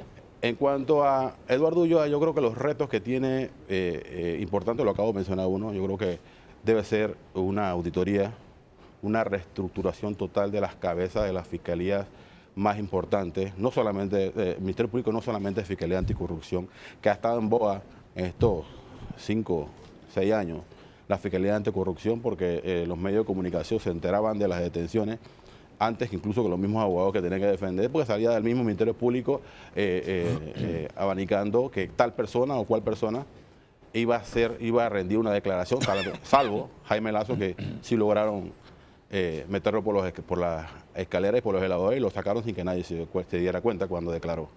Creo que hay que hacer una reestructuración seria de las cabezas de las fiscalías en general, las superiores. La experiencia que tiene Eduardo Ulloa como fiscal, ¿por qué? 17 años, fiscal de circuito, fue compañero de muchas de estas fiscales que están en Fiscalía Anticorrupción.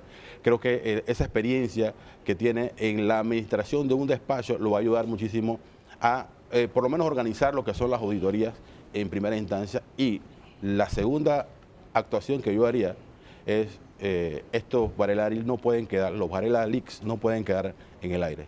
Yo creo que así como en su momento se creó una fiscalía especial para investigar homicidios y situaciones importantes para el país, debe crearse una fiscalía especial para investigar solamente, porque eso, ahí hay mucha tela que cortar, sí hay delitos claros, no señalados entre Varela y Kenneth Porcel, pero sí Varela señalando, ve que solamente te van a tomar declaración jurada. ¿Quiénes toman declaración? El Ministerio Público. Entonces, si Varela está diciéndole a Jaime Lazo, ve que solamente te van a tomar declaración jurada, que no te van a aplicar ninguna, entonces ahí hay algo que investigar. Y yo creo que son, creo que 25 megas, 25 sí, de información que no va a poder investigarlo una fiscalía normal con otros procesos que deba estar llevando. Creo que debe crear una fiscalía especial.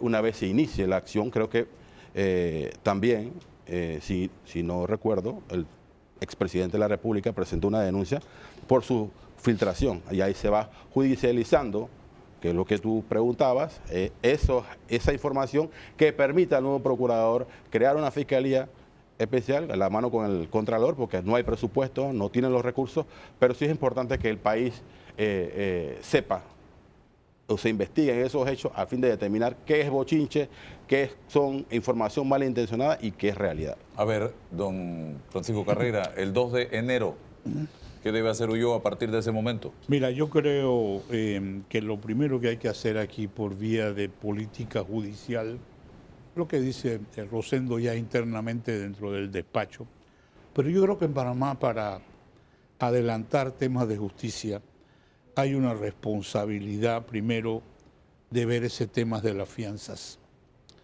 Para nosotros no puede seguir siendo una medida de éxito cuánta gente está detenida, cuando el derecho humano a la libertad y la presunción de inocencia está por encima del capricho de un fiscal. Esto no es cuestión de querer ver gente detenida, porque yo creo que lo que primero tenemos que entender es que cuando hay un delito, no necesariamente tenemos que crear otras víctimas. Y tener una persona que tiene el arraigo con la comunidad, el trabajo, tiene su casa, tiene su familia, ¿qué sentido tiene que esa persona pierda su trabajo, ponga a su familia a pasar necesidades, simple y sencillamente por decretar una detención preventiva? En esos abusos es donde tenemos que tener una política judicial muy clara. Y esto no es nada más responsabilidad del procurador, pero el procurador es el responsable de este tema. Víctor hizo referencia a un proyecto o a un estatus de casos de personas que han sido condenadas y esto se ha revertido por el uso de evidencia tecnológica como es el ADN. El proyecto se llama Innocence Project. Al día de hoy tienen 182 personas que han recibido su libertad porque el uso de esa tecnología ha demostrado que las personas no eran culpables. Entonces, esto nos indica a nosotros que aún cuando hay ese tipo de manejo en los casos, la idea debe ser cómo nosotros adoptamos que esta tecnología esté al servicio de la justicia panameña. ¿Por qué? Porque es una manera de comprobar que estas cosas ocurren. Todos estos casos de violación de menores y etcétera, esa es la manera de manejar esto. Pero no podemos decir nosotros a medicina legal que no tiene los recursos para hacerlo, porque entonces ya sabemos qué justicia es la que estamos tratando de tener. Por el otro lado, yo creo que también es una prioridad del procurador eliminar la ley blindaje. Y esto es un esfuerzo que tiene que hacerlo él con el Poder Judicial, con la Asamblea. Señores, la Corte Suprema de Justicia no debe ser un tribunal de tránsito, ni debe ser tampoco un tribunal para juzgar si un diputado violó o no violó menores. O sea, es quitarle, nosotros mismos le quitamos la dignidad que debe tener nuestra Corte con estos abusos. Y esto es el resultado de una actividad totalmente politiquera y lo sabemos.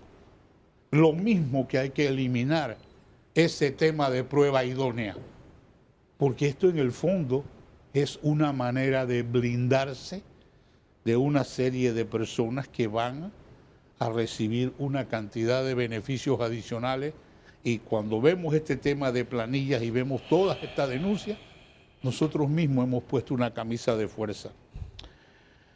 Miren, cuando vemos el caso de Odebrecht, todos aquí nos centramos en el hecho de cuántas personas, qué funcionarios, quiénes son los que aparecen en los bancos de Andorra y del resto del mundo manejando fondos.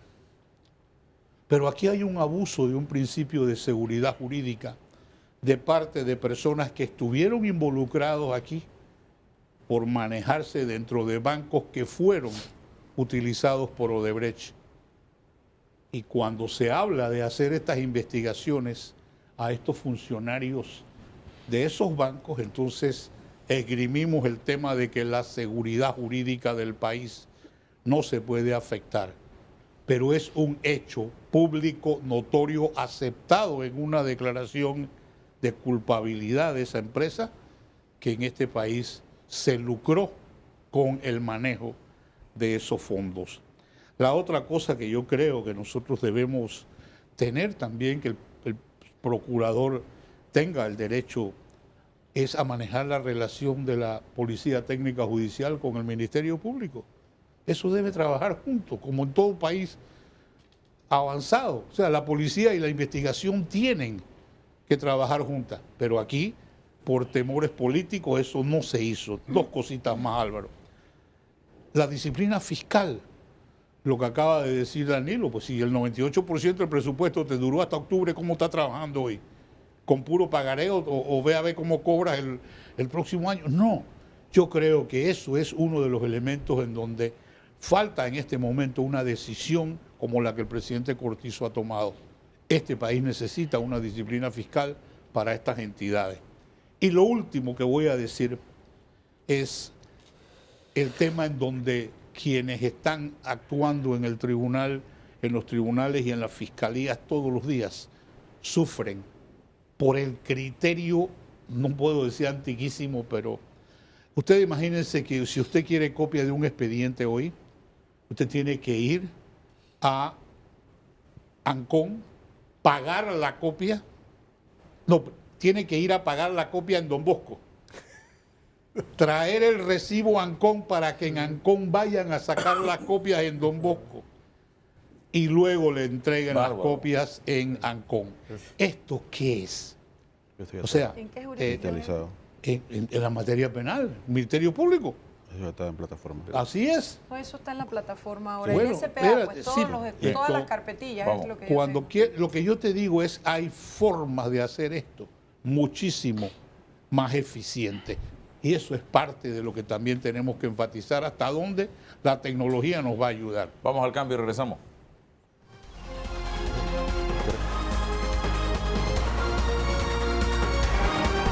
Bien, avanzamos, señoras y señores. Señor Álvarez, 2 de enero entra el señor Ulloa. Dígame, ¿qué tiene que hacer? Retomo las palabras de Mariela. Llega temprano.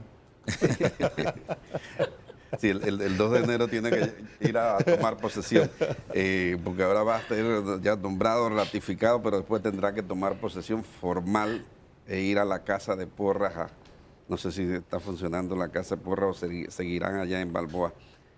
Mariela dijo algo muy concreto y que lo hemos repetido por allí. Si allí a la Procuraduría en enero del 2015 hubiese llegado alguien de partido político o vinculado a alguna amistad del presidente, no hubiese hecho lo que hizo la licenciada Kenia Porcel, y hay que reconocérselo. ¿Qué espero yo entonces? Que Ulloa siga en ese mismo camino, pero a todos aquellos que la comunidad señaló y dijo, por eso pensamos que hay justicia selectiva. Entonces que los llame para que se acabe ese mito de la justicia selectiva, de que a unos sí y unos no. Y yo directamente se lo decía, y el señor el médico Lazo, ¿cuándo? Porque en un caso es coima y en otro caso es donación. Entonces ese caso, en el ambiente de percepción pública, le hizo mucho daño. Que ahora sí tengamos caiga quien caiga, de verdad. Yo espero que ahora de verdad caiga quien caiga, y el que es culpable que pague en la cárcel, y el que no, que sale inocente, bueno, que se quede en su casa. Qué bueno. Mira, no, pero no es que bueno, mira, Víctor. Vamos, que no hay mucho tiempo. En mis 43 años que cumplo en marzo, ¿De edad? De edad, no. de ejercicio de la profesión, Que yo estaba ahí hace años. Jamás, y eso no es 43 años, jamás no, un lo cliente conozco hace 43. que se siente algo culpable, dice vamos a audiencia, dice échale polvo, diluye, presenta recursos, mete recursos, vamos, eso es el que está lo suficientemente confiado en su inocencia, dice vamos a la audiencia enseguida para salir de esto. Entonces esa es la gran diferencia.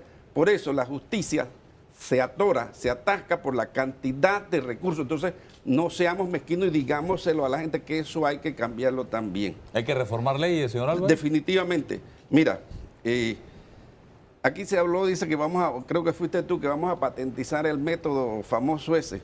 ¿Tú sabes para dónde lo quiero llevar? A Chiriquí. No. No fue él, no lo culpo. ¿Tú sabes para dónde lo quiero llevar?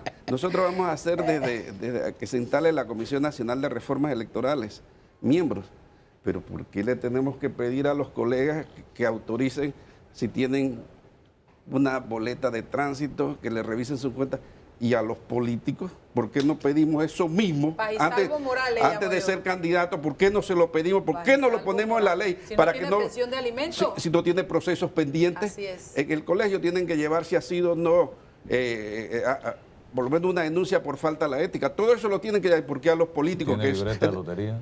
Bueno, No, porque ahora ya no se puede. Entonces, ¿con qué autoridad moral un señor diputado que está siendo procesado va a calificar la moralidad o la conveniencia de un procurador o de un magistrado, de un suplente magistrado, que ha pasado no solamente ese filtro fuera de la ley, pero que la gente ha aplaudido? Vamos a ponérselo también a los políticos.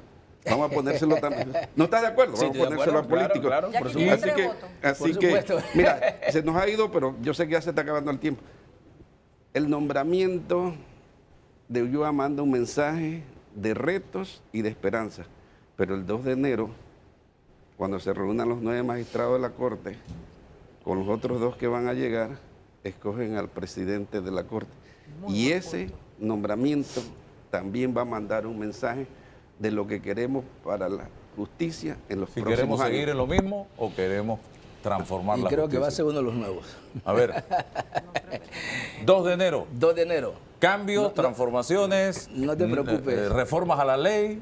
Ledesma, no te preocupes, te voy a dejar todo el tiempo. A no te ver. preocupes. Gracias. Mira, el 2 de enero llega Eduardo Ulloa a la Procuraduría.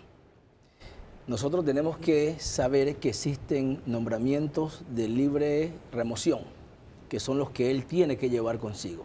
¿Sí? Sí. Su secretario general, el subsecretario, Recursos humanos. sus asistentes, tal vez recursos humanos, ¿sí? Esos son los cambios que él debe hacer rápido, urgente y que sean muy buenos. Pero no esperemos ni le pidamos al procurador que llegue a votar fiscales. Estoy de acuerdo. Eso no puede ser. Eso crea mayor inestabilidad. Ahora, quien pide eso pareciera que en el fondo no ha pensado que un proceso es una institución. Pequeña, pero lo es. Hay gente pidiendo la horca de algunos No. fiscales. Señores, un proceso es una institución. ¿Y por qué la gente dice que se cayó tal proceso? Porque se llevó mal la institución, el procedimiento se llevó mal. Entonces tú no puedes llegar como procurador a decir, ustedes fiscales han hecho las cosas mal, todos se van. Eso no se puede. Empezando que muchos de esos nombramientos no son de libre remoción. Hay que hacerles un proceso.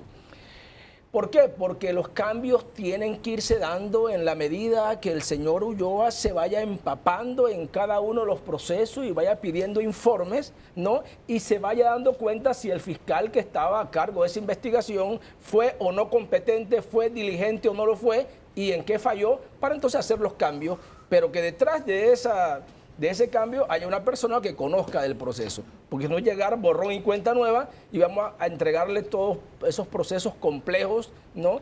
En manos de inexpertos, que tampoco eso es lo que quieren, lo que quiere la población. Lo otro que quiero dejar claro en la mesa para el televidente es el siguiente. Miren, el señor Ulloa igual va a quedar mal que el resto de los procuradores, que los procuradores nunca quedan bien, ¿sí? Porque ellos tienen que llegar a hacer un trabajo bastante complejo y duro. Y a tomar decisiones que afectan a uno y Claro. benefician a otro, o que benefician Claro. a uno y afectan al otro. Ahorita están odiando a las procuradoras que llevaron los casos anteriores, quienes Los los que se afectados. sintieron afectados. Y la están aplaudiendo aquellos que dice Toto Álvarez que no los tocaron. Si llega Ulloa, se cambia la torta. Puede que se cambie. Puede que se cambie la torta. Entonces Ulloa va a llamar a aquellos que fueron beneficiados y entonces esos van a odiar a Ulloa. Y van a venir a los medios y le van a dar plomo y le van a sacar todos los trapos. Entonces eso hay que entenderlo. ¿Qué yo espero del procurador Ulloa? Yo tengo buena expectativa porque, vuelvo y repito, es un equipo, ¿sí? Él como fiscal y el procurador suplente, también fiscal, ambos conocedores tienen un buen equipo. Y que sigan incrementando el tema tecnológico en las investigaciones, que es muy importante, que Paco lo acaba de mencionar, inclusive el tema de ADN, que yo lo mencioné inicialmente, pero entre otros, el tema del crimen organizado y la delincuencia transnacional se persigue, se enfrenta mucho con una buena tecnología. La tecnología es más importante que muchas veces la presencia de policías en las calles. Así que yo espero, en realidad yo espero que el procurador llegue a darle tranquilidad y estabilidad a la institución, ¿no? Y que haga sus cambios, tiene que hacerlos. pero que no sean cambios traumáticos. A ver. Mire que le dejé todo el tiempo. No es que hay mucho tampoco. No es que hay mucho tampoco, no inventen. Óigame, yo lo primero que creo que el procurador Ulloa no debe hacer caso de esos gritos de la gente que ahora quiere mimetizarse con lo que está pasando. Abogados y maleantes que ahora quieren decir que ellos no fueron y que fue culpa de Kenia Porcel porque Santos. salió en los Varela Leaks. Hay Santos. Sí. Entonces, oye, la gente es más inteligente que eso, se lo digo a los abogados y se lo digo a los agoreros esos que están allá ahora pidiendo la cabeza y diciendo que hay un montón que ahora son inocentes porque Kenia hablaba con el presidente. No. Ahí no está la cosa. Hay que seguir administrando justicia, no hay que dejarnos marear y nosotros los ciudadanos formarnos criterios. Dos, para mí el trabajo más importante, yo coincido mucho en eso con el colega, es que deben tecnificar el ministerio, deben capacitar al personal, tiene que pelear por un buen presupuesto, porque en la medida en que usted tenga un fiscal bien preparado y técnicas para trabajar, no se le caen los procesos, gana la justicia, gana la investigación. Entonces, ¿por qué se va y por qué hablaba Danilo de una rotación de funcionarios de 400 cuestiones por mes? Por año. Por año, perdón, porque la gente no se quiere quedar porque tú trabajas como un esclavo. Te pagan de a vaina y te pagan mal. Igual lo que haces, te asolean en la calle, te asolean en los periódicos. Entonces, tú tienes que crear una institucionalidad que permita que funcione sin importar quién es el procurador. Entonces, en ese sentido, creo que yo tampoco creo en la cacería de brujas y sabes que allá adentro hay gente buena, muy buenos profesionales. Y a mí díganme lo que quieran de esas fiscales de Odebrecht, han sido valientes como pocos he visto, que hicieron esto bien, que hicieron esto mal. Por eso es que yo quisiera que la Corte fallara ese amparo que está pendiente y dejar abierta la posibilidad de seguir investigando para ver si es verdad que va a salir más gente. Yo también lo quiero saber. Entonces, yo creo que no podemos los panameños esperar que el nuevo procurador llegue con una varita mágica a solucionar los problemas de la investigación, que es lo que hace realmente el Ministerio Público, sino simple y sencillamente estar allí para apoyarlo. Y yo confío que él es un hombre mesurado, manso, que va a poder con mucha inteligencia emocional. Bueno, yo no lo conozco tanto para saber esa parte, colega, pero lo veo como lo he visto desenvolverse como un profesional ecuánime, ¿me explico? Entonces yo creo que sin apasionamientos darle estabilidad a la institución. Bien, Danilo. Bien, ya la mesa ha sido muy abarcadora y le ha pintado... Entrada, plato fuerte y postre. Vámonos Exacto. pues, vámonos. No. Y le ha planteado un escenario al nuevo procurador bastante realista. Quiero adicionar un aspecto que forma parte de la realidad que está sobre la discusión pública hoy día y que estuvo en la antesala del programa porque se discutió aquí antes. Yo la traía en la mente como algo que quería tocar, como uno de los retos que va a enfrentar. El sistema penal acusatorio. Bien. El sistema penal acusatorio es una realidad que estamos viviendo, es una realidad institucional relativamente reciente para el área judicial más poblada, más llena de casos, pero ya lleva varios años desde el interior hacia acá, hacia la área metropolitana. Sin embargo, cuando tú oyes a actores institucionales, te das cuenta que hay insatisfacciones importantes y que hay engranajes, como que dientes de las ruedas del reloj como que no encajan con los espacios de otra rueda. Y yo he escuchado públicamente en noticieros críticas, observaciones, frustraciones, por ejemplo, de la Policía Nacional con respecto a lo que ocurre con el sistema penal acusatorio. He escuchado consideraciones de usuarios del sistema penal acusatorio y del público en general. De otro lado, también he escuchado posiciones que defienden el sistema penal acusatorio y que dejan ver el progreso que eso puede representar para el país. Lo cierto es que ya es un mecanismo de atención pública que merece una revisión desapasionada, una revisión fría, mejorar lo que haya que mejorar, quitar lo que haya que quitar y cambiar lo que haya que cambiar. Pero lo que no se puede es mantener a las instituciones en estado de disfunción o de desconexión con respecto a un mecanismo que se está utilizando para resolver cosas concretas de los ciudadanos. O sea, cuando tú te das cuenta de lo que ocurre a escala de Policía Nacional, tú dices, aquí hay algo que no está embonando, hay algo que no está encajando. Y este es otro reto que el nuevo procurador va a tener. Hacer que el sistema penal acusatorio sea un sistema que funcione con todos los actores con los que tiene que funcionar para que dé las respuestas a la ciudadanía que tiene que dar. Todavía no está claro y sus ventajas todavía como que están por producirse, por demostrarse y hacerlas entendibles al público. Hay un anteproyecto que lo está trabajando el Ejecutivo sobre reformas al sistema penal acusatorio. Sí, no sabía. Sí, sí. Escuché Lo estamos esperando. a voceros del gobierno hablar de eso. Y entendería que el Ejecutivo tuviera esa preocupación porque el Ejecutivo le presta por proximidad institucional, ¿no? Le presta mucho oído a lo que ocurre acá a escala de la policía. No, y en realidad todos reconocemos, los litigantes, y no reconocemos que hay que hacer ajustes. Se han portado también, que tengo un par de minutos. Ah. Y usted trajo a colación el tema de quién, y Toto también, va a dirigir la Corte Suprema de Justicia a partir del próximo año, que debe haber una elección el 2 de enero. Por ahí escuché que pueden ser uno de los nuevos, puede ser de los 3 que nombró el presidente Cortizo, pero dentro de la estructura actual hay gente que dice que la licenciada Russo es una de las candidatas. Me gustaría. También Olmedo Arrocha puede ser otro de los candidatos que ha demostrado sensatez, cordura. Otro pudiera ser, y eso me lo dijeron la semana pasada, no lo ha salido a desmentir. Alberto. Ayú Prado está buscando los votos, todo el mundo Prado, lo sabe. que anda buscando los votos para ser presidente por tercera. Has olvidado vez. a Luis Ramón Fábrega. No, yo no creo que Luis Ramón, él está muy enfermo. Pero Él realmente está haciendo un gran ¿pueden esfuerzo en los trabajar ahí. nuevos ser candidatos a presidente inmediatamente tomen posesión? De poder pueden. El 2. Sí, en mi opinión sí, por supuesto que sí. Álvaro, mira, en la Corte... Ojalá que alguien, alguno de los 9... de los nueve. del resto de los... propongan a uno de los que entran como candidato a presidir la Corte, porque eso le da frescura a la institución, ¿no? Mira, podemos tener aquí deseos. Estamos en el mes de deseos.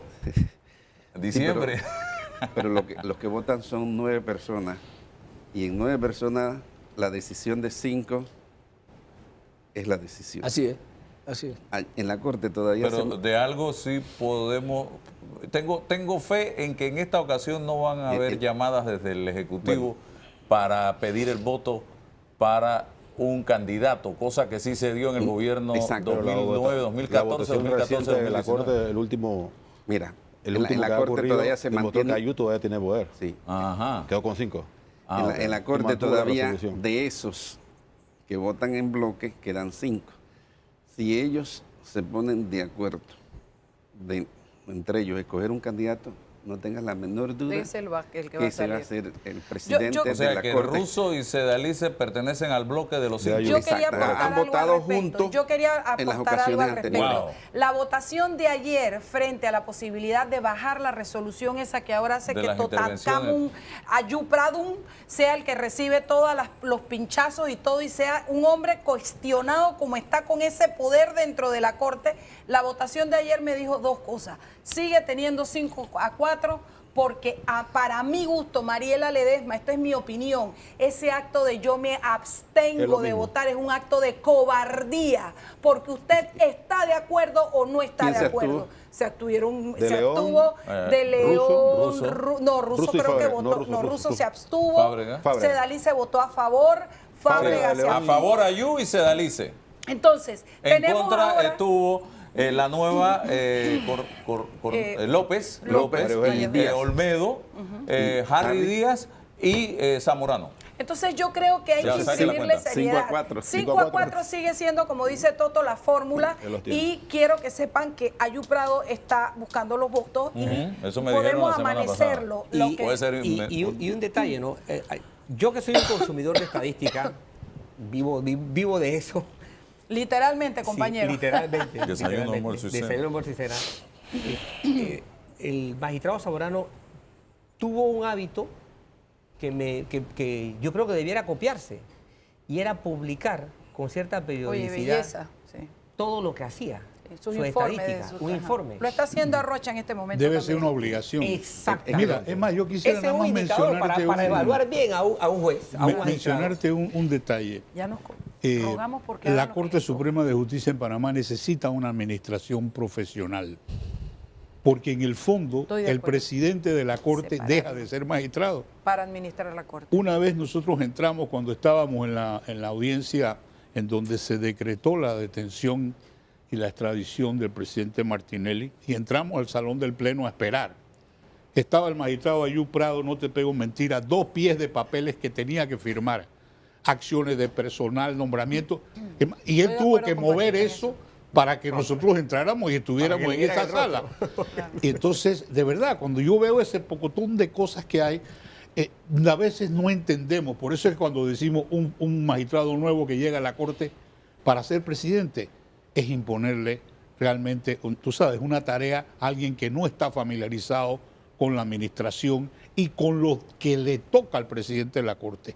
Yo creo que una de las medidas debe ser tener un administrador profesional que maneje todas estas cosas, que no sea necesaria vacaciones, licencias, traslados, la firma del presidente de la Corte. Entonces, cosas como esas que al final del día imponen una serie de obligaciones tan grandes que deja de ser, Y que no se Algo así escondan como- detrás de la obtención del algo voto, así como una que den oficina la cara, judicial. que Sí, justifiquen por por qué supuesto. no están de Funciona en el acuerdo. ¿Y sistema por qué se penal fue Carlos acusatorio. Cuesta? Yo creo ¿Alguien que sabe? ya está cansado. Carlos tiene 30 años, 40, yo no sé ni cuántos ya de trabajar en el Ese órgano Pero hay gente ahí que no judicial. se cansa. Carlos Cuesta, pero él era, Bueno, pero era tanto- el secretario hay gente y hay general. gente. Estaba de magistrado en Chiriquí, David. estaba Ajá, de- sí. Acuérdate, Sí, acuérdate que presidente. Carlos Cuesta fue el fiscal Secretario. que investigó el tema del seguro social cuando vino el Secretario de la desbarajuste, ese Corte compañero por de muchos clase años.